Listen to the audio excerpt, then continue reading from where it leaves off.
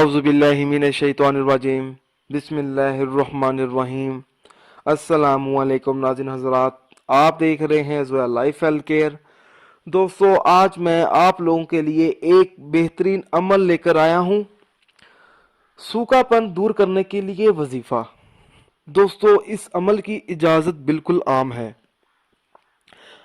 अमल बताने से पहले मेरी आप लोगों से एक गुजारिश है।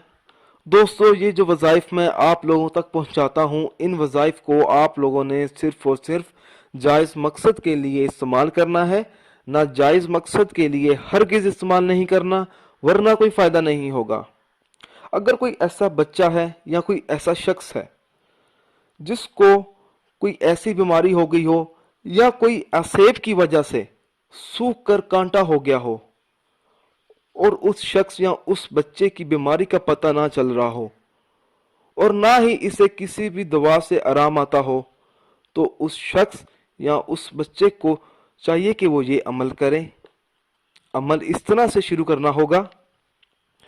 सबसे पहले नमाज फजर के बाद रोगन ज़ैतून लेकर इस पर 21 मरतबा सूरतुल मुल्क अव्वल व आखिर दुरूद शरीफ 21-21 मरतबा पढ़कर दम करें। फिर इस रोगन ज़ैतून की मालिश उस बच्चे या उस शख्स के तमाम जिस्म पर रोज़ाना करें और 1 घंटे के बाद उस बच्चे को नीम गर्म के पानी से नहला दें।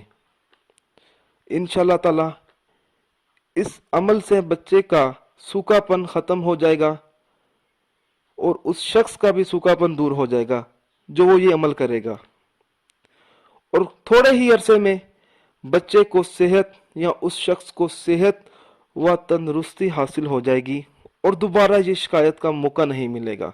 दोस्तों, अगर आपको हमारी ये वीडियो पसंद आई है तो इसको लाइक कीजिए और शेयर कीजिए। साथ ही मेरे channel Zoya life health care को सब्सक्राइब करना हरगिज़ ना भूलें, ताकि आपको आगे आने वाली वीडियोस की मालूमात मिलती रहे। जज़ाकल्लाह।